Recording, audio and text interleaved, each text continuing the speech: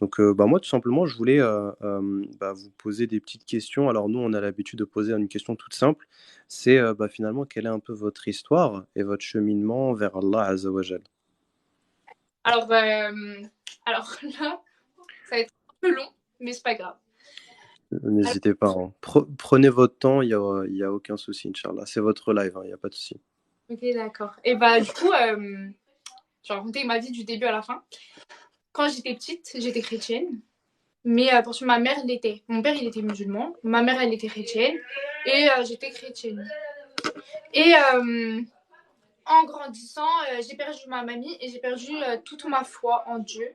Vraiment, j'étais une mécréante au point de genre dire que Dieu n'existait pas et tout et tout. Vraiment, je suis allée loin. Juste parce que j'avais perdu ma mamie. Mais c'est des épreuves de la vie, quoi. Mais j'arrivais pas à l'accepter. Et j'ai perdu toute ma foi. Et en arrivant au collège, j'ai eu beaucoup d'amis qui étaient musulmanes et tout.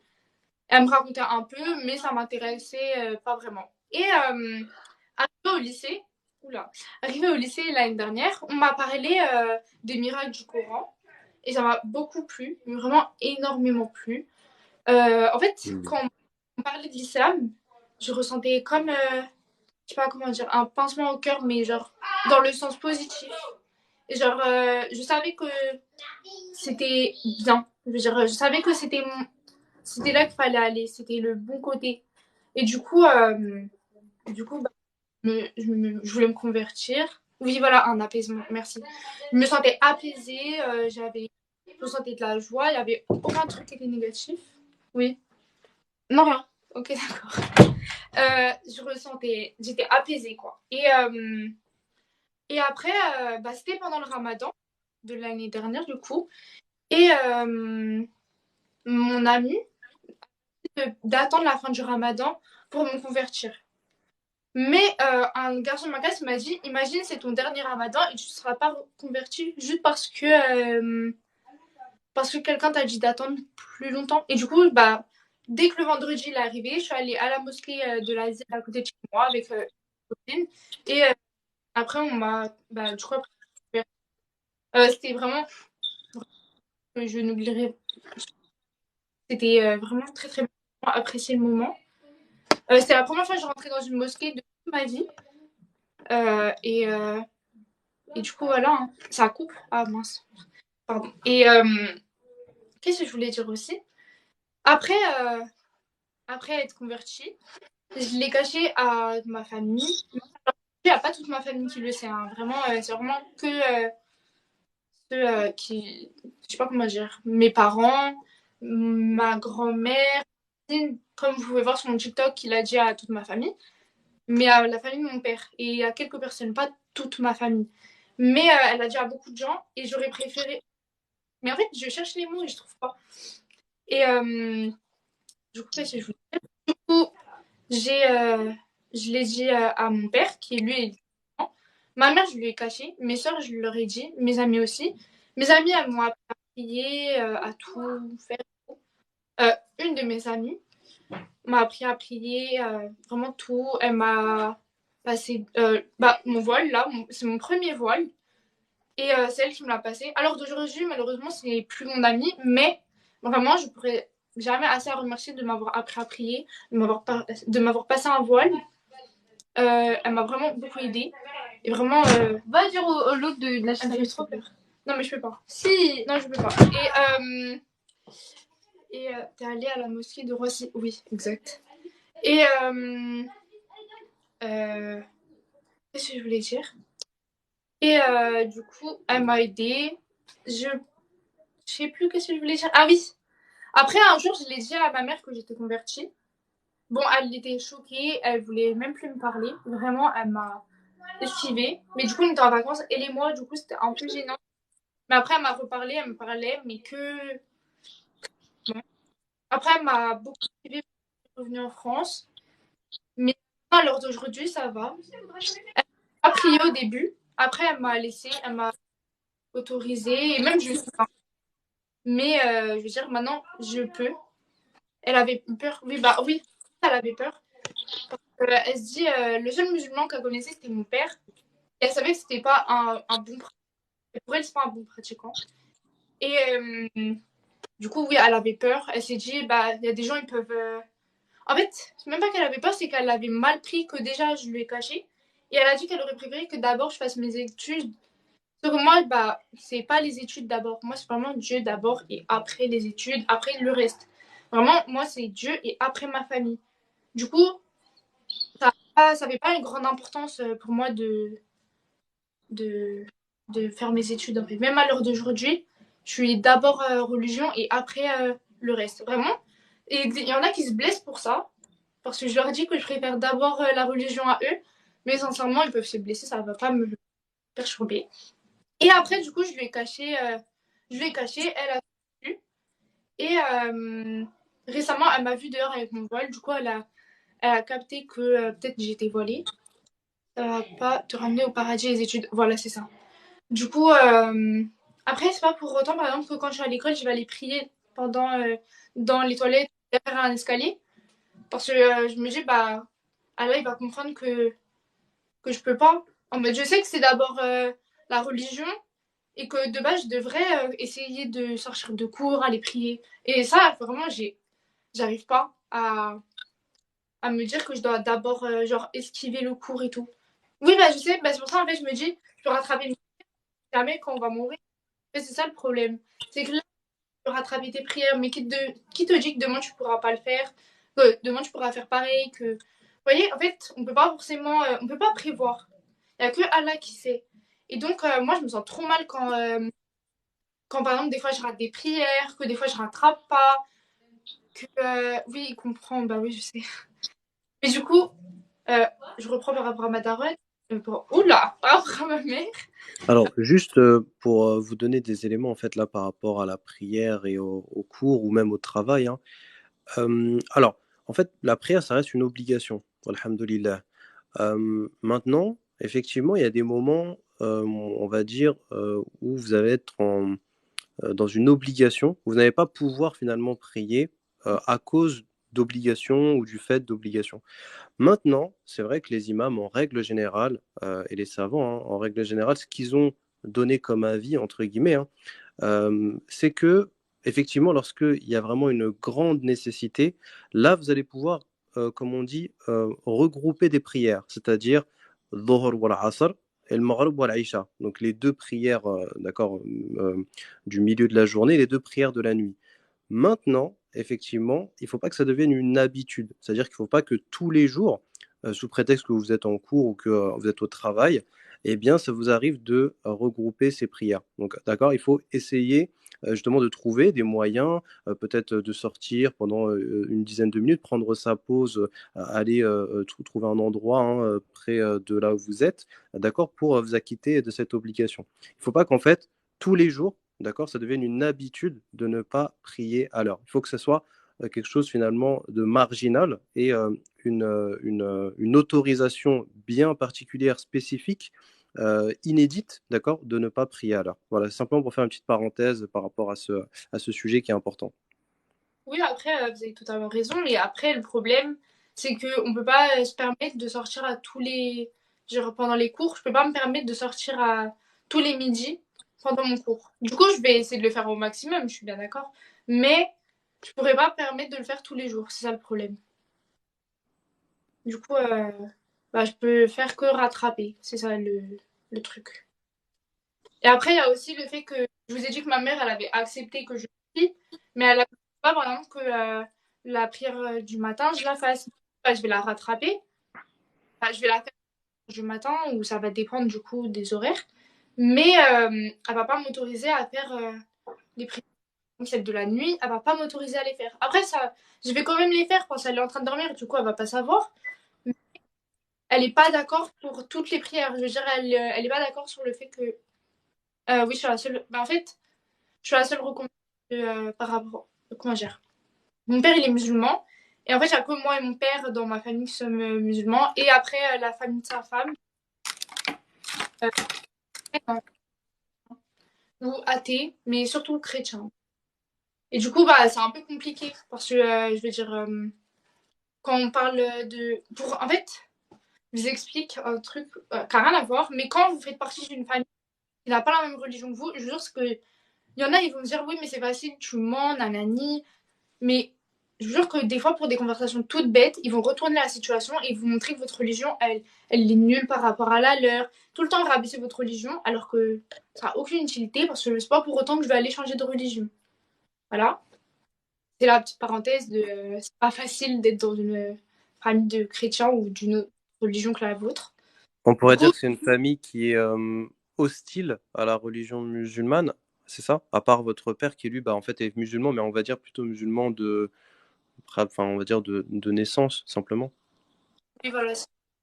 Je veux dire, non, il est même pas musulman de naissance parce qu'au début, quand il était petit, lui aussi, il était chrétien. Plutôt, il était athée, mais il mangeait du porc et tout parce que sa mère, elle était chrétienne et son père, il s'en fichait un peu. Et donc, bah, on vit pas la même chose, mais il sait ce que je ressens. Il sait que à quel point c'est compliqué avec ma mère, que tous les jours, parce que comment dire, parce que je suis allée prier, parce qu'il y a un Coran dans ma chambre. Vraiment des raisons, je veux dire, mais je sais qu'un jour ça ira mieux. J'espère qu'un jour ça ira mieux. Et, et voilà. Hein. J'ai pas trop d'autres choses à dire. C'est déjà beaucoup. Mais Euh, voilà. Vous Très avez très des bien en tout cas. Bah, Jazakallah khairan déjà, donc Allah te récompensant bien. Merci beaucoup donc par rapport à ce témoignage. Bah, tout simplement, est-ce qu'il y a eu bah, des difficultés hein, par rapport à la famille, à l'entourage, au regard des gens? Est-ce que finalement, voilà, il y a eu un changement, d'accord, par rapport au regard des gens, que ce soit des amis, des copines, de l'entourage, etc. Alors, mes amies, elles s'en fichaient, pas s'en fichaient, celle qui était musulmane, et les autres, bah, elles étaient contentes que j'ai enfin trouvé une religion bah, ma religion. Je veux dire, une religion pour moi, celle que je voulais avoir. Elles étaient contentes que je me sois convertie. Après, aux yeux des gens, je veux dire,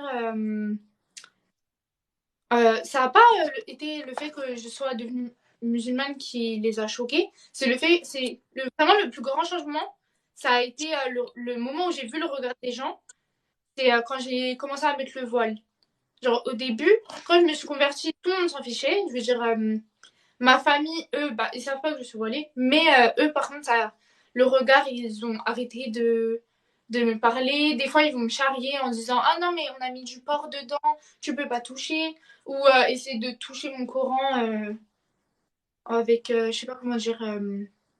Non, essayer de faire genre qu'ils vont couper mon Coran, qu'ils vont faire plein de trucs. En fait, c'est vraiment genre, aux yeux de ma famille, ça a beaucoup changé juste quand je me suis convertie. Et après, ça a encore plus changé quand je me suis voilée. Mais eux, ça, ils le savent pas. Mais ça a changé au regard des gens dans la rue. Je veux dire, par exemple, il y a des amis de ma mère, quand ils me regardent dans la rue, bah déjà, ils sont homophobes et racistes. Du coup, ça fait pas trop. Mais je veux dire, quand ils me regardent dans la rue, ils me disent même plus bonjour. Ils vont me dévisager et faire genre qu'ils sont surpris alors que ça va faire la 30e fois dans la journée qu'ils me voient avec mon voile. Mais toutes les fois où ils me voient, ils sont surpris, il n'y a pas de bonjour, ils me dévisagent, ils me regardent mal, ils chuchotent, ils me pointent du doigt alors que c'est des adultes hein, et ils sont censés être compréhensibles. Je veux dire, au pire, la première fois, ils étaient surpris, d'accord, mais c'est pas une raison pour ne plus aller me dire bonjour, pour autant me dévisager toutes les fois où je vais sortir dehors, sachant qu'on se croise tous les jours. Donc c'est vraiment tous les jours la même chose depuis 2 semaines. Ça fait que 2 semaines que je suis voilée et ça devient embêtant vraiment. Et après le pire truc aussi, quand vous êtes dans une famille où la personne ne va pas accepter que vous êtes voilé, c'est quand du coup vous devez sortir avec vos parents ou vous devez aller rejoindre vos parents. Bah, par exemple, la dernière fois, c'était avant-hier, je crois. Je vais dehors sans mon voile quand il y a ma mère ou quand je dois aller la rejoindre. Si elle voit mon voile, bah, elle va commencer à. C'est-à-dire que je peux voir des gens qui me voient tous les jours avec le voile et là, ils vont me voir sans le voile et ils vont se dire, mais elle se moque du monde. Alors que c'est totalement faux. Moi, j'aimerais bien le porter dehors. Moi, ça me dérange pas. Mais voilà. Après, il y a des autres places, c'est que des gens, quand vous êtes voilés aussi, il y a beaucoup de gens qui vont un peu sur dire qu'ils vous ont vu en top. Il y aura beaucoup de gens qui vont vous rabaisser, mais vraiment, ça ça me blesse sur le moment, mais là, à l'heure d'aujourd'hui, ça va plus me blesser. Je me dis, moi, au moins, j'ai respecté ce qu'Allah il a dit de faire. Il a dit, il faut se voiler. Moi, j'ai respecté cette obligation. Ok, je mets mal mon voile. Je sais très bien. Du coup, ça compte même pas. Mais j'essaie de faire mon maximum. Et Allah, il sait que c'est le maximum que je peux faire. Parce que je peux pas me permettre de mettre mon voile autour de mon cou, des épingles et tout. Parce que si je croise ma mère, à tout moment, je croise. Oui, c'est de l'islamophobie, ça. Oui, exact. Et à tout moment, je croise quelqu'un qui connaît ma mère ou qui connaît mes parents ou quelqu'un de ma famille et il va aller leur dire. Alors que si je le quand on voit mon cou, c'est très facile de le mettre, de l'enlever. Je veux dire, à peine je vois la personne, je peux l'enlever. Alors que si je commence à mettre des épingles et tout, mais j'essaye de faire mon maximum des fois. Je veux dire, là, on est en live, je l'ai mis en va-vite. J'essaye de faire mon maximum, mais je peux pas me permettre de tout faire parfaitement. Je sais pas comment dire. Genre, je peux pas être parfaite. C'est ça le problème. Et j'aimerais pouvoir mettre mon voile super bien. J'aimerais carrément qu'on voit plus ma bouche. J'aimerais qu'on voit que mes yeux. Ça me dérange pas. Moi, en fait, à partir du moment où je vais respecter Allah, il a dit de faire, bah moi, ça me va. Mais je peux pas me permettre de le faire. Et ça c'est ça qui me rend triste. C'est pas le fait que les gens, ils vont me juger. C'est le fait que moi, je peux pas faire ce qu'Allah, il m'a dit de faire. Oui, voilà. Oui. Je sais pas si t'as d'autres questions. En tout cas, j'ai vu dans les commentaires qu'on disait euh, que la peur des gens ne doit pas dépasser la peur de notre Créateur, la peur d'Allah Azzawajal. Donc, effectivement, moi, je compatis totalement avec toi et je te tutoie, je me permets. Maintenant, c'est vrai qu'il faut faire attention, essayer de jauger, tout simplement. Essayer de jauger, tout simplement de voir si porter le voile d'une manière légiférée, parce que ça va pas trop choquer finalement sa famille, ça va pas forcément faire en sorte que ils vont tout simplement te virer de la maison.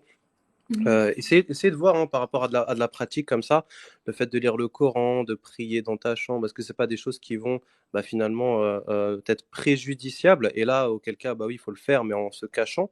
Mais je pense que tout doucement, alhamdoulilah, il y a beaucoup de convertis à l'islam qui au début, leurs parents et leur famille étaient complètement hostiles. Et au final, ils se sont rendus compte qu'il y avait un changement de comportement. Il y avait une élévation, d'accord, de la part de la sœur ou du frère converti.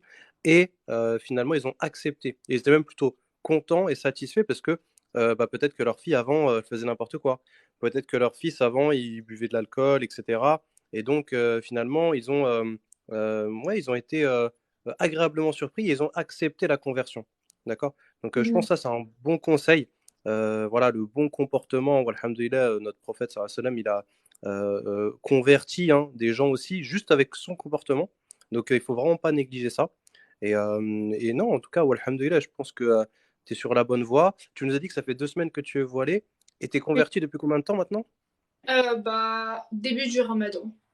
Je sais pas ça fait combien de temps, mais au début du Ramadan.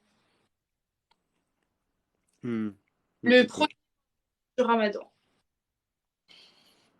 Et est-ce il y a eu justement des changements par rapport à ton comportement? Est-ce que avant l'islam, tu faisais certaines choses et maintenant que tu es musulmane, tu n'es fait plus ou voilà, tu as changé de comportement?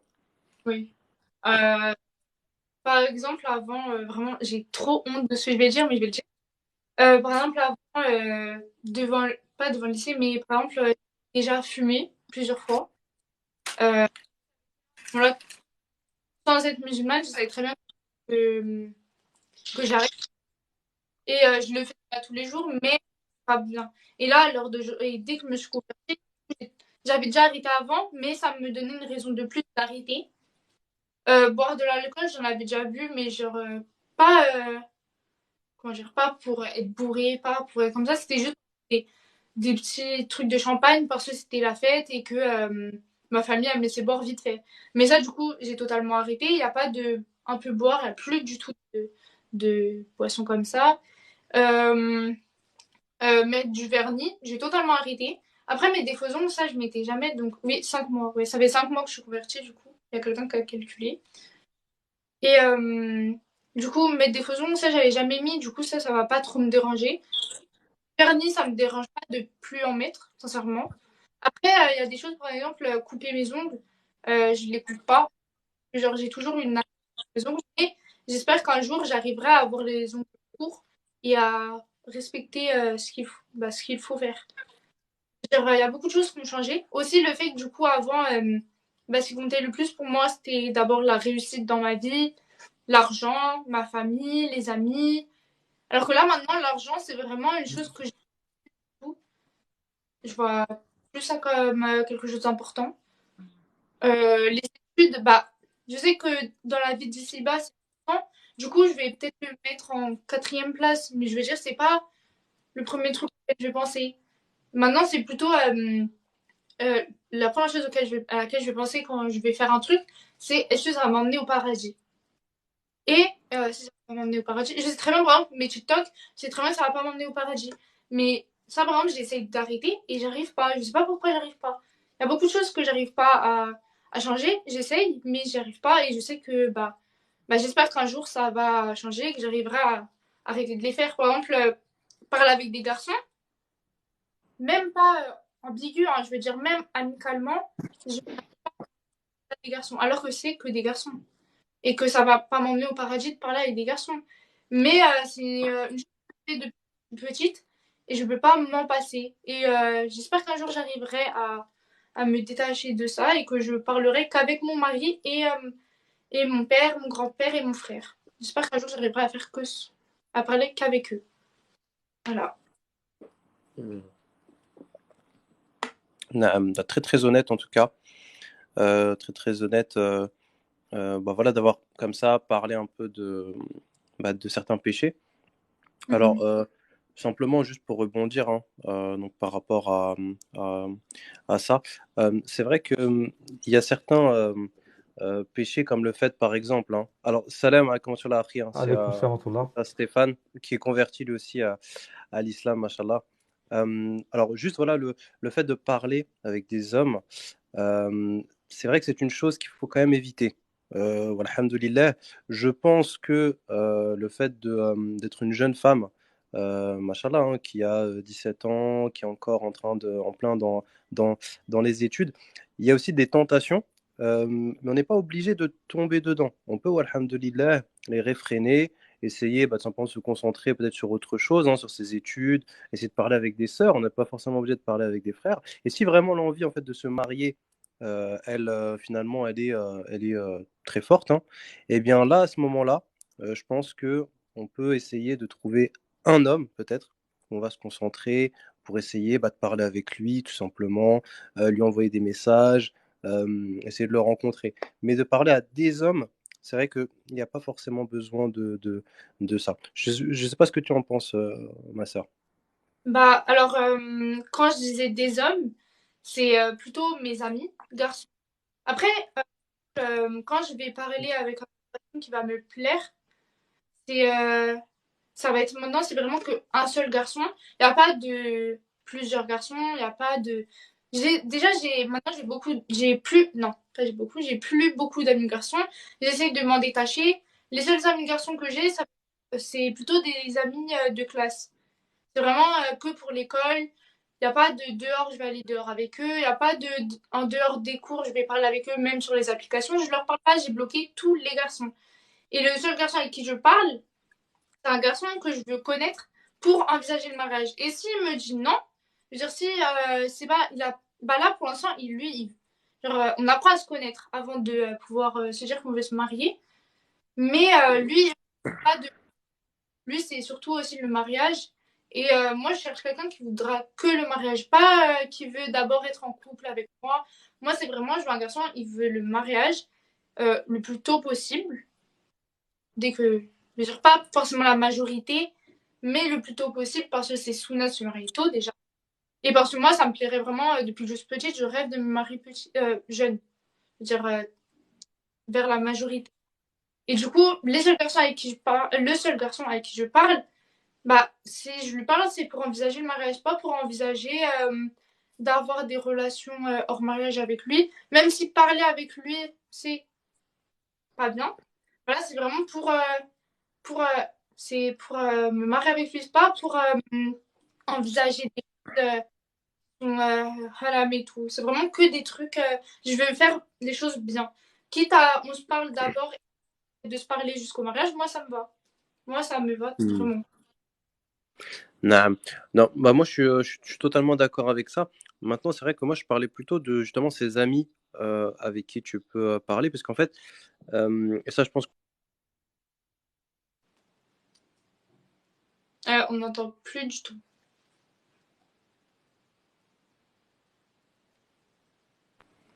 Alors, j'ai reçu un appel, est-ce que vous m'entendez? Ah oui, maintenant oui. C'est bon, on m'entend bien? Oui, voilà. En fait, les hommes vont être d'accord avec ça, hein, mais les amis, finalement, hommes, qui sont amis avec des femmes, hein, en fait, ils sont amis juste pour une seule chose, hein. Tout simplement, c'est le fait de essayer, à un moment donné, finalement, de profiter de la situation pour justement, bah, soit faire des choses haram, hein, avec la fille, ou soit bah, la demander en mariage, ou etc. Mais il n'y a aucun ami homme, et ça, c'est une réalité, hein, qui est là simplement pour être ami, etc. Ça, en fait, ça n'existe pas. Tout simplement parce que, au bout d'un moment, avec la meilleure volonté du monde, on est des êtres humains, donc l'homme et la femme hein, s'attirent, hein, et malheureusement, du coup, cette attirance, en fait, elle finira à un moment donné, Shaitan va finir par bah, faire tourner la tête hein, à un des deux, et finalement, donc ils vont tomber finalement bah, dans un péché. Donc c'est pour ça que finalement, euh, supprimer tous ces amis, ou en tout cas les filtrer pour peut-être en garder seulement un qui potentiellement lui bah, pourrait même être plus qu'un ami. Là oui, effectivement, ce serait intéressant. Mais sinon oui, je pense que c'est la meilleure chose à faire. Je ne sais pas si tu comprends un peu mieux ma logique maintenant. Et qu'est-ce que je voulais dire aussi? Après, les amis garçons avec qui je suis amie ne sont pas des amis. Comment dire? Euh, Mes amis garçons, tous mes amis garçons ne sont pas du tout hétéros. C'est-à-dire, oui, c'est pas bien de traîner avec des personnes qui ne sont pas hétéros, qui sont gays ou lesbiennes, parce que on est, comment on dit? Parce que c'est Influencé. influencé, mais que on peut être jugé comme si on était comme eux. Sauf que moi, je sais très bien que ce n'est pas le cas, que bah, du coup, en fait, j'ai fait en sorte d'être amie qu'avec des personnes qui sont pas hétéros, en garçon, parce que je me dis que du coup, ils vont pas tomber amoureux de moi. Et comme je l'ai bien dit, c'est des amis déjà qui sont gays, et ce sont pas, je les considérerais même pas comme mes amis, parce que c'est vraiment des camarades de classe. Ça veut dire que si je leur parle, c'est le groupe de la classe, et c'est pour demander des choses par rapport au cours. Je les considérerais plutôt comme des sortes de personnes, des camarades, pas des amis, des camarades. Je dirais, moi, Hmm. l'ami garçon que j'aurais, ce serait le garçon avec qui je parle pour envisager le mariage. Pour l'instant, nous sommes amis, lui et moi. Mais c'est vraiment le. Après, les autres, je les Non. considère comme camarades. Alors, moi là, ce que tu soulèves comme sujet, c'est très très important. Finalement, parce que, bon, moi je te l'accorde, hein, peut-être que finalement, ces personnes avec qui tu vas parler, ce sont des camarades de classe et pas des amis, mais néanmoins, c'est vrai que lorsqu'on est étudiante ou lorsqu'on est au travail, hein, par exemple, et qu'on a des affinités particulières avec un groupe, d'accord, bah, en fait, tout simplement, on est amené à être tous les jours avec eux, tous les jours. Mhm. Donc en fait, on va passer plus de temps avec eux qu'avec notre famille. Donc obligatoirement, d'accord, obligatoirement, on va être influencé d'une manière ou d'une autre. Et bah, je te pose la question, est-ce que toi, tu es d'accord pour dire que notre prophète, sallallahu alayhi wa sallam, donc paix et bénédiction sur lui, est-ce que tu es d'accord pour dire que s'il nous a autorisé quelque chose, il faut le suivre, et s'il nous interdit quelque chose, il faut le délaisser? Ah oui, je suis totalement d'accord avec ça, mais je vois pas D'accord. forcément le rapport. Bah, en fait, si tu veux, il y a une parole de notre prophète bien-aimé, d'accord, qui dit tu as la religion de ton ami intime. D'accord? Mhm. Donc, ce que les savants ont, finalement donné hein, comme explication, c'est de dire, bah, tout simplement, si tu traînes avec un alcoolique, eh bien, toi, tu n'es pas forcément alcoolique, mais au bout d'un moment, tu vas être tenté de tomber soit dans ce péché, soit dans d'autres péchés. En fait, si tu veux, le fait que lui soit tombé dans ce péché-là, toi, ça va te donner des mauvais comportements, d'accord? Donc, le fait que, par exemple, tu sois ami avec bah voilà, une fille qui va faire n'importe quoi, d'accord? Toi, peut-être que tu peux être très très bien, hein, mashallah, tabarakallah, mais néanmoins, toi, ça va détériorer, d'accord, ton comportement. Peut-être que tu feras pas ce qu'elle fait, mais peut-être que sur d'autres comportements, tu vas bah, tout simplement avoir un mauvais comportement à cause de cette personne, parce que tu es ami avec cette personne. Et ça, c'est notre prophète bien-aimé qui nous l'a enseigné. Donc, moi, ce que je t'invite à faire, c'est vraiment de prendre tes distances avec toute personne en réalité qui serait en fait à des années-lumière bah, de la religion, ou simplement peut-être qui serait musulman, mais qui serait en fait bah, quelqu'un qui fait des péchés, parce que tout simplement, toi-même, bah, tu serais peut-être pas forcément ami avec quelqu'un qui est musulman, mais qui va boire de l'alcool, fumer du shit, etc. Donc, pourquoi est-ce que tu serais ami avec quelqu'un qui bah, commettrait zina avec un autre homme, donc un homosexuel ou une lesbienne par exemple. Pour quelle raison? En fait, ce serait quoi, toi, qui te finalement euh, euh, qui t'attirerait vers ce genre de personne et pourquoi pas vers un autre qui serait qui serait en train de boire de l'alcool ou fumer du shit, alors que ce sont deux péchés et deux grands péchés. Donc moi, je t'invite vraiment à voilà à prendre tes distances, d'accord? Parce que en fait, tout simplement, un jour ou l'autre si ce n'est pas déjà le cas, ça va malheureusement, on va dire, influer sur ton comportement. Après, du coup, par rapport à ça, bah, alors comment dire? Dans ma classe, du coup, eux, les personnes qui sont gays, les garçons, les seuls garçons avec qui je parle, eux, quand je disais, je leur demande les devoirs, il y a plein d'autres personnes dans ma classe. Après, dans ma classe, il y a beaucoup de personnes qui sont LGBT, mais je vais pas. En fait, ma classe, c'est vraiment. Je vais pas leur parler, être amie avec eux. Je vais vraiment éviter le contact avec eux. À part une seule personne qui est mon amie et qui est voilée et qui, elle aussi, m'a passé des voiles. Et elle, elle n'est pas LGBT, elle est plutôt, je dirais, homophobe. Et je veux dire que bah, en traînant avec elle, j'ai pas été. Je veux dire, comment dire? Avant, je défendais les LGBT. Et je les défends quand même un petit peu toujours. Je veux dire, je n'ai pas défendu le fait qu'ils aient fait une cava LGBT en Allemagne. Ça, par contre, je ne le défends pas du tout.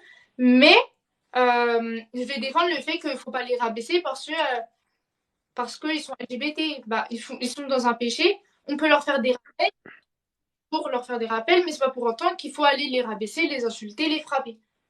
Ça, Nah. c'est le seul côté que je vais défendre. Après, moi, je vais pas non plus leur dire oui, c'est bien d'être LGBT, c'est bien d'Alani. En fait, tu peux sortir des propos super homophobes des fois, vraiment. Et c'est ce qui fait que je sais très bien que je ne suis pas influencée par eux parce que je peux sortir des péchés.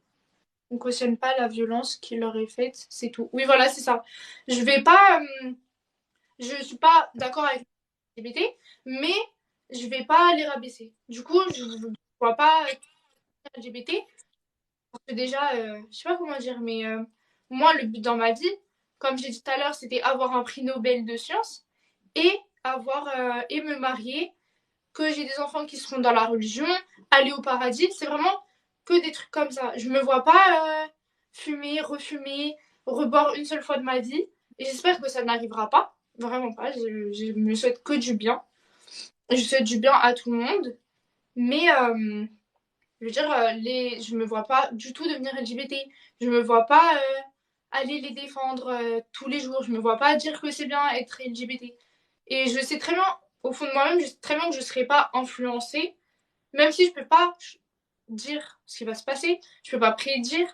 Mais au fond de moi-même, je sais très bien que ça n'arrivera pas, tout simplement parce que quand je dis que je leur parle, je ne traîne pas avec eux. Et même si je les vois tous les jours, je veux dire, dans une journée, même si je cours avec la même classe toute la journée, il y a des gens avec qui je ne vais pas parler pendant toute cette journée. Et même si malheureusement, je vais être pendant 2 ans avec les mêmes personnes de la même classe, qui sont tous LGBT, à part du coup l'autre fille voilée. Et bah, en fait, ça va vraiment être elle qui va plutôt m'influencer, je dirais. Et elle m'influence plutôt dans des choses, là, pour l'instant, que je trouve positives. Du coup, ça m'arrange. Mais pour moi, je dirais, moi, si je me ferais, là, c'est à l'heure d'aujourd'hui, je dois dire quelqu'un par qui je me fais influencer, ce serait plutôt par cette sœur voilée, mais pas par les autres gens de ma classe. Parce que je ne traîne pas avec eux, je leur parle que pour les devoirs, je leur parle que si j'ai pas compris quelque chose, mais après, je vais pas leur raconter ma vie et ils vont pas me raconter la leur. Donc, je dirais pas que je. C'est vraiment des connaissances. Hmm. Le gros problème, c'est Ah, que devient une normalité pour toi à force de rester avec eux. Non, j'ai pas dit que c'était une normalité d'être LGBT. barakallahu fik. J'ai dit que les LGBT, on doit leur faire des rappels tous les jours parce qu'ils méritent oh mon Dieu, d'aller au paradis. Ils méritent d'aller au paradis si ils se rendent compte que ce qu'ils font, c'est une erreur. Si ils se rendent compte un jour que finalement, en fait, ils sont pas LGBT, qu'ils sont pas gays et qu'au final, ils sont hétéros et qu'ils se reconvertissent et qu'ils commencent à prier. On ne sait pas, quelqu'un qui est LGBT, qui fume, qui boit, qui a fait zina, du jour au lendemain, elle se reconvertit, tous ses péchés seront effacés. Donc, on ne doit pas se permettre de ne pas faire des rappels à quelqu'un parce qu'il est LGBT. Je ne dois pas me permettre de critiquer quelqu'un parce qu'il est LGBT. C'est pour ça que je dis que je les défends pas, mais ils ne méritent pas d'être frappés. Ils méritent d'être aidés, c'est tout. Et tout le monde mérite d'être aidé. Du coup, voilà. Ah. En tout cas, c'est très très intéressant, hein, parce que moi je vois, hein, les commentaires aussi de mon côté. En fait, on a une communauté qui est totalement différente, d'accord? Moi, ce serait plutôt des personnes un peu plus âgées, et c'est pour ça que moi j'ai des commentaires du style, c'est dingue d'entendre ça, dans quelle génération ils sont, je suis choqué. Ou encore une autre sœur, voilà, un peu plus âgée, qui nous dit, tu peux te tourner vers une camarade fille de ta classe pour les cours. Alors ça, c'est très bien. Je pense que tu as répondu en disant que bah, il y a une sœur voilée, hein, qui finalement bah, qui t'a aussi un peu influencé. Et ça aussi, c'est très très bien. Et c'est là où tu te rends compte que bah, finalement, oui, la religion de ton ami intime, finalement, tu l'as. Tu as la religion de ton ami intime. Que tu le veuilles ou non, tu seras toujours influencé, d'accord, par les personnes bah, qui tout simplement sont proches de toi. Et moi, je suis d'accord, hein, je suis assez d'accord en fait avec le commentaire que tu as lu tout à l'heure qui te disait, t'influencer, c'est tout simplement cautionner, d'accord? C'est tout simplement te dire, ok, ces gens-là sont normaux, sont comme nous, d'accord? Alors, nous, en islam, on ne juge pas les personnes, on juge les actes, d'accord? Donc, à partir du moment où un homme, d'accord, va boire de l'alcool, va fumer, va commettre de la fornication, va, bah, tout simplement s'il se dit LGBT, donc ça veut dire qu'il va avoir des rapports intimes avec des hommes, d'accord? Donc c'est quelque chose qui est interdit, hein, dans les 3 religions, hein, d'ailleurs. Bah, effectivement, en fait, à ce moment-là, tu vas finalement, rendre normal ou rendre, on va dire, acceptable, d'accord? Un péché, d'accord? Ces personnes-là, bah, il y a des frères et sœurs qui sont homosexuels et qui sont musulmans, d'accord? Ça n'empêche pas en fait d'être musulman. Mais néanmoins, ils sont dans un péché évident et flagrant. C'est comme un musulman qui va tout simplement être alcoolique, d'accord? C'est quelque chose qui est antinomique et qui finalement bah, traduit d'un manque de foi évident et qui malheureusement va même faire jusqu'à sortir de l'islam, certaines personnes. Donc lorsqu'ils vont vraiment être noyés dans ce péché et continuer dans cet égarement. Donc vraiment, moi, je t'invite vraiment à, voilà, à faire attention. C'est pas parce que tu ne finis pas LGBT ou lesbienne que ça te donne, en fait, si tu veux, l'autorisation, d'accord, de traîner avec ce genre de personnes ou encore, bah, tout simplement, juste de les fréquenter de temps en temps. Moi, je t'invite vraiment à t'extirper, d'accord, de ce genre de fréquentation, à essayer justement de rechercher bah, des fréquentations un peu comme la sœur dont tu nous as parlé. Donc, n'hésite surtout pas. Voilà, il y a beaucoup de sœurs qui sont converties à l'islam, il y a beaucoup de sœurs qui fréquentent les mosquées, walhamdoulilah, aujourd'hui. Donc n'hésite surtout pas à continuer dans ce chemin et qu'Allah te facilite en ce sens. Voilà, comme ça tu pourras bah, t'élever tout simplement, éviter certains péchés et Inch'Allah Ta'ala, tu ne t'emporteras que mieux. Parce que c'est aussi une idéologie, d'accord, en termes psychologiques, d'accord, comme le disait le frère dans les commentaires, le fait de se dire, ah bah oui, c'est normal. Bah, en fait, lorsqu'on va se dire: «C'est normal», il y a beaucoup d'autres choses qui vont nous paraître normales, d'accord? Et malheureusement, ça va peut-être potentiellement te faire tomber dans des péchés aussi. Donc n'hésite surtout pas, voilà, à sortir de tout ça. J'espère que j'ai été clair. Ah oui, très clairement. Oui, j'ai compris. Et je pense que ça me touche, ce que vous venez de dire. Je veux dire, je pense que je vais prendre mes distances avec ces personnes-là. Parce que je veux pas qu'on pense que je suis d'accord avec ce qu'ils font, alors que je suis pas d'accord. À l'heure d'aujourd'hui, je suis totalement pas d'accord avec eux. Mais je pense que je vais prendre mes distances, que j'irai, si j'ai besoin d'aide, j'irai parler à la sœur. Ce sera mieux, vraiment. Du coup, je vous remercie beaucoup de m'avoir proposé de faire cet appel. Ça m'a permis de pouvoir parler, d'expliquer mon histoire, et ça me fait du bien de pouvoir m'exprimer, d'avoir quelqu'un qui va me répondre en essayant de me comprendre. Donc vraiment, ça a été vous êtes très gentil de m'avoir proposé d'avoir fait. Je galère à parler, mais voilà. Jazakallahu khairan. Jazakallahu khairan. Bah, qu'Allah te récompensant bien. Merci beaucoup, hein, merci à toi, hein. Et puis, bah, n'hésite surtout pas si tu as d'autres questions, voilà, à les poser même en message ou en commentaire. N'hésite surtout pas. Des interrogations, il faut vraiment ne pas hésiter, d'accord, à poser des questions. Il y a des convertis à l'islam qui malheureusement ne posent pas forcément de questions et qui tombent dans des égarements après. Donc voilà, ne pas hésiter. S'il y a d'autres sœurs comme toi bah, qui sont converties, bah, ne pas hésiter aussi à, tu sais, à leur donner des conseils, parce que toi, du coup, maintenant, ça va faire quelques mois, d'accord? Et puis aussi, bah, s'ils veulent participer à des lives comme ça, bah, qu'ils n'hésitent surtout pas. Franchement, c'est avec grand plaisir qu'on peut les aider. Et ça fait toujours plaisir, en fait, d'entendre des témoignages, alhamdoulilah, de convertis à l'islam. Merci.